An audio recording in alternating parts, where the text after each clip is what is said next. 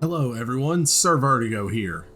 This is the first in a series of mini history moments where I quickly pick an event from history to elaborate on. Today, we're looking at the Dwarven Quest for Sky. According to Dwarven myth, Torag, the god of the forge, created the dwarves in ancient times. They lived and worked in their forges and their cities deep within Narvoth, the uppermost region of the Darklands, which descends to a rough depth of about 2,000 feet below the surface of Golarion. They fought against the villainous Orcs and the goblinoid races, and even amongst themselves for untold eons, rarely if ever interacting with the surface world, until Torag gave his people a single prophecy. One day, the earth shall shake, and when it does, you must leave the Darklands and press upwards. In negative 5293 AR, the Earthfall caused an immense amount of destruction, shaking the planet to its very core. The dwarves saw these tremors as the signs of the prophecy and began gathering supplies to march skyward.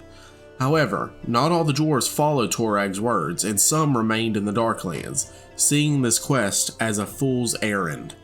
These dwarves that stayed behind attempted in vain to hold on to their settlements, but their numbers were far too few. In the centuries that followed, they were steadily pushed back by the dangers of the Darklands, until the dark dwarven god Droskar offered them survival for unquestioning obedience. This twisted their forms into gray-skinned Duergar, as well as altering their bodies to better suit their darkened homes. For a number of years, the Torag faithful dwarves traveled upwards with a single-minded determination. They encountered the Orcs, a dangerous race that sat between them and the gaps to the surface world above, and began pushing these green-skinned menaces back. Between the other dangers of the Darklands and portions of the dwarfs losing faith in the prophecy entirely, they eventually fell to squabbling and infighting.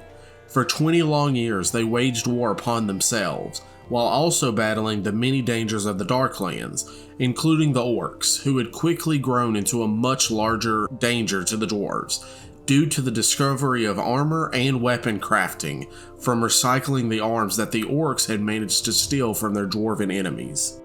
In negative 5153 AR, scores of Orcs banded together and ambushed the dwarven front at the Bottle of Basalt Grim. Orc raiders managed to sneak behind the front lines, killing thousands of dwarven non-combatants, including General Targic's own mother. Like many of his clansmen, he abandoned the quest of Sky in the pursuit of vengeance, but as scores of dwarves began advocating for the total abandonment of the quest, he was horrified to think that the last 140 years of strife would be for naught.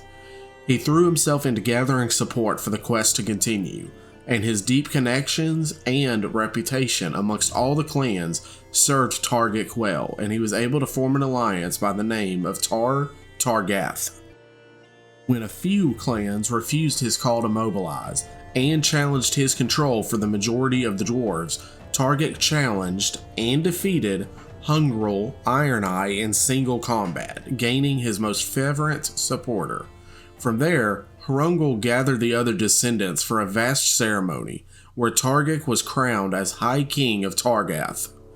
Finally, 160 years after beginning the quest for Sky, High King Targic managed to form a peace and unite the dwarves, through diplomacy, wisdom, common sense, and threats of violence that would last them until the dwarves finished their ancient quest.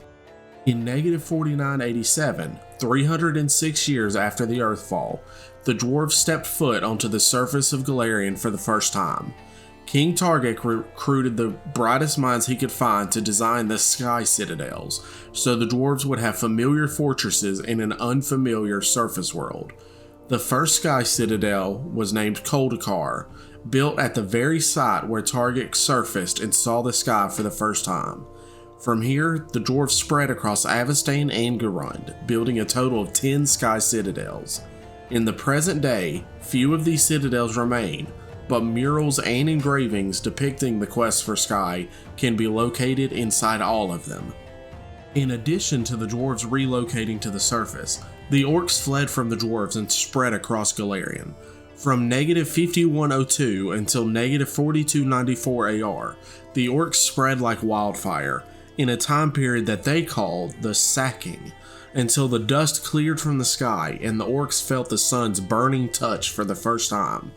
This led to a near century-long decline until the Orc hero Belkzen was born, but we'll discuss that in another video.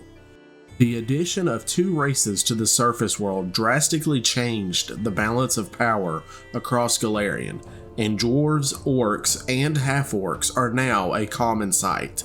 I hope you enjoyed this video. If you did, leave me a comment below and let me know how you feel about this new 5-minute format. Have a good week, guys. My next video will be diving into the planes of existence, so I'll see you then.